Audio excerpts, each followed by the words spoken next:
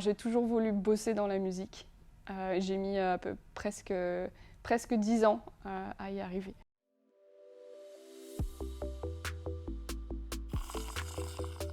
Je suis Laure, j'habite à Londres depuis 6 ans et je suis actuellement responsable de business développement et stratégie digitale chez Universal Music.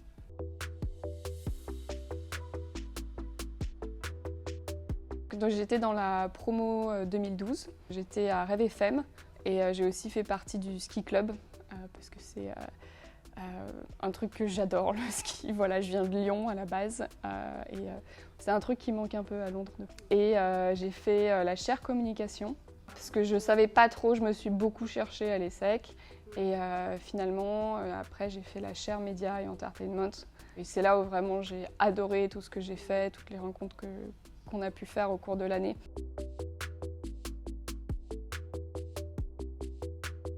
J'ai mis un peu de temps à trouver ce que j'avais envie de faire et mon tout premier stage, je l'ai fait chez Kenzo. J'aidais pour les ventes directes dans les grands magasins, donc plutôt un stage commercial avec une grosse partie en bureau, mais aussi de nombreuses journées passées dans les gros magasins parisiens à faire le remplacement de force de vente. Donc c'était super formateur, mais ça m'a permis d'éliminer en fait ce secteur comme un endroit où j'avais pas forcément envie de me retrouver. Et après ça, j'ai fait 9 mois de stage chez Orange à la division contenu dans les équipes en charge des offres musique. Et là, c'était vraiment super intéressant. On bossait très étroitement avec Deezer, donc avec qui il y avait le bundle en France pour les offres Orange, et on cherchait à développer ces offres bundle dans d'autres pays. Mon dernier stage que je devais faire à l'étranger, je l'ai fait au Luxembourg, chez Amazon, dans l'équipe Kindle, en tant que product manager sur la partie e-book, et plus particulièrement sur le pricing des e-books. Et là, ça a été une super expérience. J'étais en charge de piloter les prix dans plusieurs pays européens, définir la stratégie de prix en Inde au moment du lancement de l'e-book store en Inde. Donc beaucoup de projets intéressants qui ont abouti à mon passage donc, au transfert au bureau de Paris, toujours avec l'équipe Kindle. Et en CDD en tant que vendor manager, donc qui était mon premier vrai job. Et là, j'étais responsable de la relation avec tous les éditeurs et tous, une partie des éditeurs et distributeurs de livres digitaux en France. Donc pour définir les conditions commerciales de la vente des e-books sur le store Amazon, et également encourager la digitalisation des livres disponibles.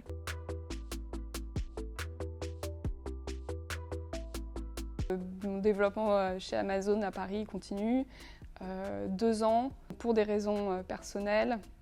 Avec mon partenaire, nous avons décidé de partir à l'étranger. J'ai commencé à chercher en interne chez Amazon quelles pourraient être les options.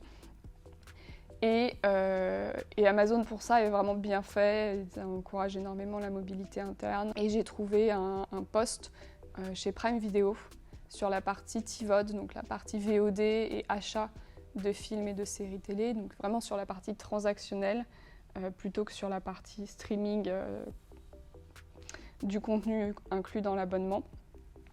Toujours sur des fonctions de vendor management. Donc cette fois, à Londres, j'étais en charge de la relation avec les studios et distributeurs de films et séries télé pour à nouveau négocier les conditions commerciales de la mise en vente ou location du contenu sur le Prime Video Store et encourager à nouveau à la digitalisation parce que c'est vraiment voilà, le cœur de l'offre d'Amazon, c'est la sélection la plus large possible, disponible tout le temps.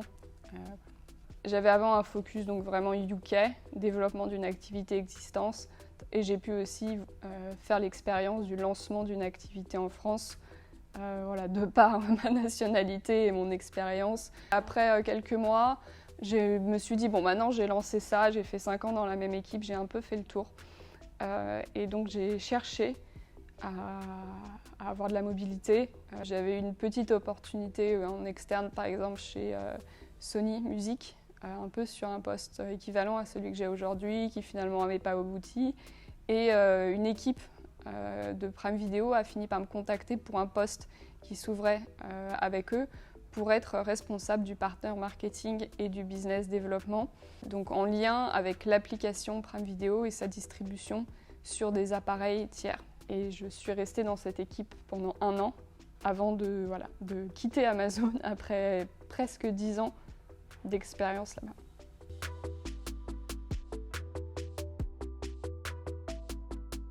C'est vrai que ça faisait plusieurs mois que je commençais à me poser la question après mon dernier changement de poste chez Amazon, me dire qu'il fallait aussi que j'aille voir autre chose, même si Amazon m'a donné énormément d'opportunités, que je ne me suis jamais ennuyée, que j'ai pu faire des changements de pays multiples, d'équipes multiples, de jobs multiples, que j'ai été promue, que j'ai changé d'environnement. Mais j'ai senti le moment venu de devoir aller faire autre chose. Et je continuais à postuler, à me renseigner sur ce qui se faisait dans l'industrie de la musique, notamment aujourd'hui où l'industrie a vraiment retrouvé des chiffres de croissance vraiment importants par rapport à il y a 10 ans où c'était vraiment là, très compliqué. C'était des petites équipes, il y avait énormément de piratage. Et donc quand je m'étais renseignée en sortie d'école, j'avais parlé avec un alumni ultra sympa qui m'avait parlé pendant longtemps qu'il y avait un gros poste chez IMI. Il m'avait dit c'est pas vraiment le moment et en début de carrière ne fais pas ça, va te former ailleurs et puis repense-y plus tard. Et finalement c'est ce que j'ai fait même si ça m'a pris un peu de temps. Et j'ai vu ce poste l'été dernier, donc de business développement chez Universal Music à Londres. Et il se trouve qu'un de mes camarades de promo est dans cette équipe, sur la partie de l'équipe qui est à Santa Monica, à Los Angeles. Et donc je l'ai contacté. Et il m'a permis donc de rencontrer le manager de ce poste, de rentrer dans le processus de recrutement qui a pris un peu de temps, mais qui a abouti du coup à une offre qui m'a été faite. Et donc j'ai décidé de faire le grand saut et de quitter Amazon. Donc ça c'est vraiment une recommandation, un conseil que je pourrais donner, c'est de vraiment s'appuyer sur son réseau et quand on aperçoit des offres sur Internet, de vraiment aller parler à des personnes qui peuvent être liées, qui sont dans l'entreprise et qui peuvent déjà donner leur point de vue sur le poste et créer une porte d'entrée vers le manager et vers l'accès à ces postes.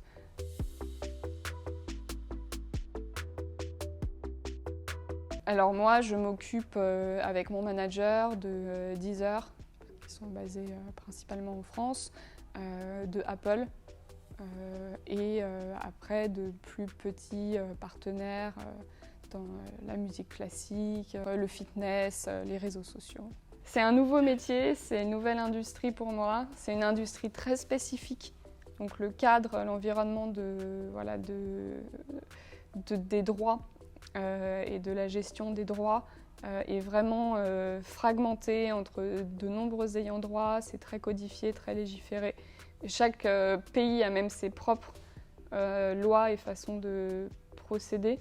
Donc il y a énormément de choses à absorber. Donc aujourd'hui, je suis vraiment en phase d'apprentissage. Donc déjà la moitié de ma journée est prise en fait sur apprendre en fait tout ça.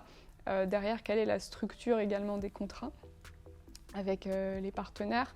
Donc, quel est le type de modèle financier qui est mis en place pour que le partenaire donc, reverse un revenu à Universal Music, qui ensuite le reversera à ses labels, qui le reversera aux artistes et tous les ayants droit. Donc voilà, vraiment comprendre cette structure. Par ailleurs, donc, une journée type normale, une fois que tout ça sera bien intégré, c'est partager entre le renouvellement de contrat, donc avec des gros acteurs avec qui on a déjà des relations établies. Par exemple, Deezer, s'il faut procéder au renouvellement du contrat, il va y avoir énormément de termes sur lesquels se mettre d'accord. Et après, il y a la partie plus business développement exploratoire qui consiste à avoir des discussions avec des nouveaux services qui souhaitent intégrer l'exploitation de la musique dans leurs services et donc qui nous approchent pour définir un cadre contractuel.